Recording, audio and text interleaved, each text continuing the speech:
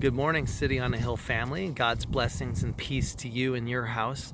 It's the morning of March 1st, and I'm sitting up here watching the sunrise on top of the Stony Mountain Range in the middle of North Phoenix in Arizona. It's a beautiful morning here. I really don't even need this jacket. And so I'm up here just worshiping and glorifying the Lord and all of His creation. It's the place that I come where I feel closest to God. And so I like to start my days up here, spending time with Him in prayer and in His Word. And I've been studying the Sermon on the Mount. I wanted to share with you a little piece, a little nugget that God's given me in this little piece of Scripture in the Sermon on the Mount. And it's where Jesus is. He went up on the mountainside and he sat down, and people gathered around, and there's people at his feet, and he's speaking to this group. He's the new rabbi in town who's reframing the laws and the commandments in these wild ways that they've never heard before, and he speaks with authority, and everybody wants to come and listen to Rabbi Jesus. So he's talking to the people. He's already addressed who he's speaking to in the Beatitudes, and now he's moved on, and he's saying, "You are the light of the world. A town built on a hill cannot be hidden. Neither do people light a lamp and put it under a bowl. Instead, they put it on its stand, and it provides light for everyone in the house. In the same way, let your light shine before others, that they might see your good deeds and glorify your Father who is in heaven." It's a beautiful little piece of Scripture. And, as is common with Jesus, there are layers of context. And I'm sure there are layers of context that I won't pick up on, for years and years and years. And maybe layers of context that I won't be able to pick up on until I finally get to meet Jesus in person. He says, "Hey, you remember when you were studying that thing and you thought all this stuff? And guess what? And he'll enlighten it further." I think the initial layer of context that we can all grab a hold of, the very simple piece, is that Jesus is calling you to be a light to those around you, and not just a light to anyone, but a light to those who are in darkness. And those who are in the light don't need light. The people who need the light are the people who are in darkness. And so he's calling us to be a light to those who don't know God, to introduce people to God, to live in such a way that God is glorified in the things that you say and the things that you do and the interactions that you have with those around you.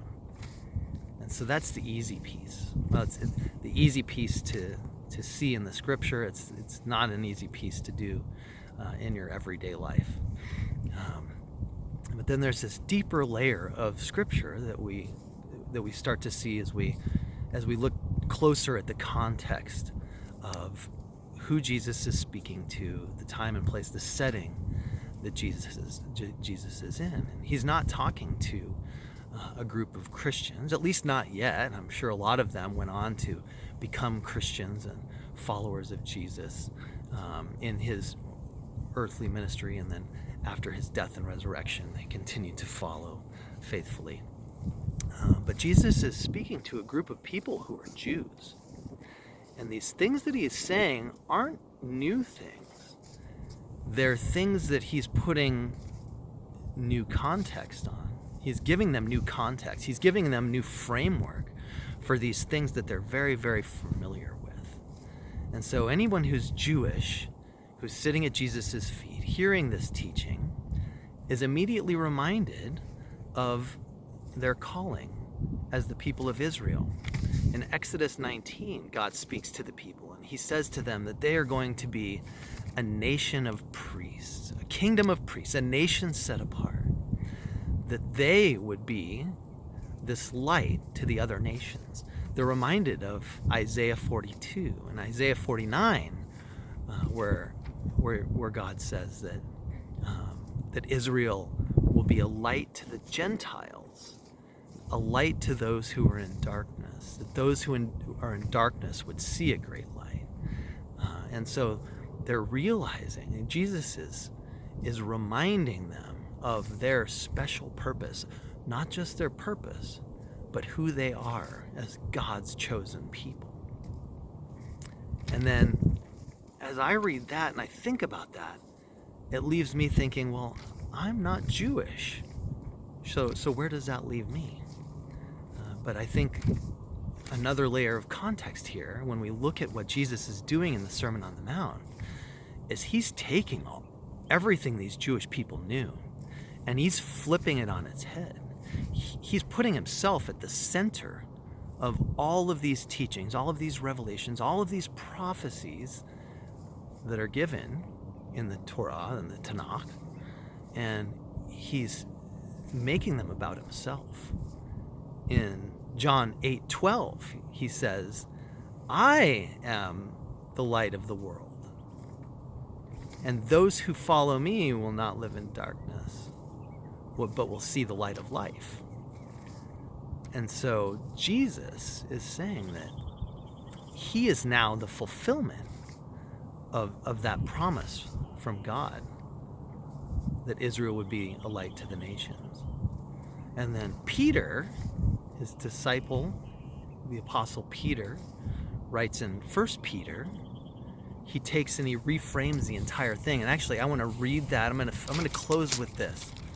I'm going to close with this this little bit of scripture that I think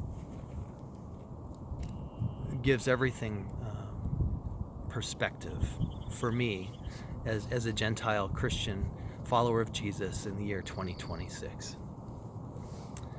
But you are a chosen generation, a royal priesthood, a holy nation, his own special people, that you may proclaim the praises of him who called you out of darkness into his marvelous light, who once were not a people, but are now the people of God, who had not obtained mercy, but now have obtained mercy.